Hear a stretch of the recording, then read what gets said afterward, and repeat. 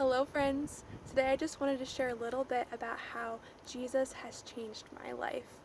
Growing up, I consistently struggled with wanting to have an appearance of godliness.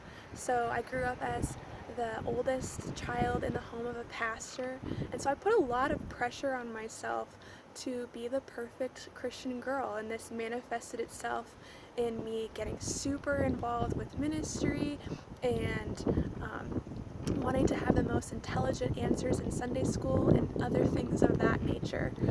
I wasn't confronted with the realization that my relationship with Christ was merely external until my senior year of high school, when my family moved to Columbus, Ohio. And for the first time in a few years, I was surrounded by people my own age who were zealous in their relationship with Christ. I could tell that they truly had a joy for the Lord and for worshiping Him. And I realized at that moment that I did not love my relationship with Christ. I found no joy in reading God's Word or in serving Him. My delight came from receiving the praise and adoration that I received from people when they bought into my facade, when they admired my outward acts. And so I realized at that moment that I did not genuinely love Christ. I just loved the honor that I received from people by doing things in the name of God. And so from that moment on, I could tell that Christ was really working in my heart, because I really wanted what I saw these people my age had.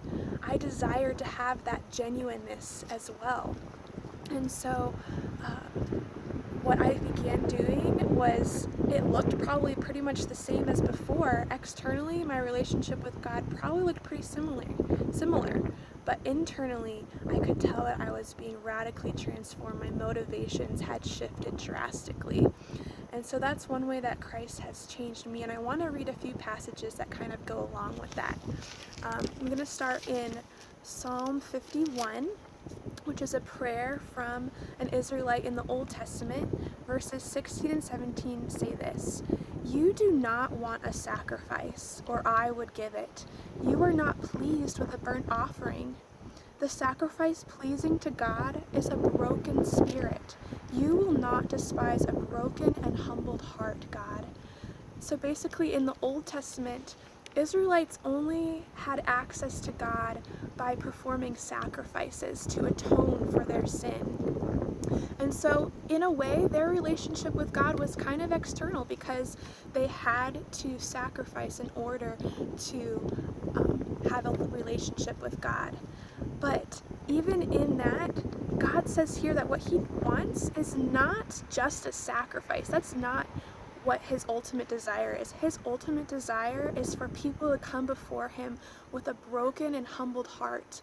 Hearts that recognize that we can't do anything on our own, that we need and we are dependent on Him alone. And so that's the attitude that we need to have when we come before God. So it's not just about having an external relationship with Him, it's about our hearts and having an attitude of worship toward Him. Another great example of this is in the New Testament, when we see the life of the Apostle Paul in Philippians 3. In this passage, he talks about how our confidence should not be in the flesh. Our confidence to have a relationship with God is not in those external things that we are able to do for Him. Instead, our confidence in our relationship should be through having faith. We attain righteousness because of faith in the work that Christ was able to accomplish.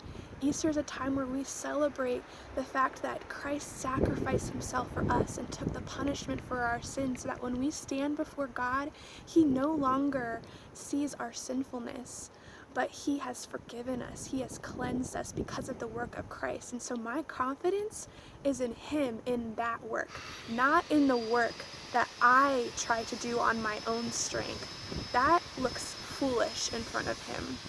And so this Easter, I want to celebrate the ways that Christ is able to transform your heart and help you realize that it's not about having outward acts. It's about humbly coming before Him and saying, God, I need you. And I know that on my own, I would be lost and blind and dead, but you have made me alive, and you have opened my eyes so that I can see the truth, and I want to praise you for that.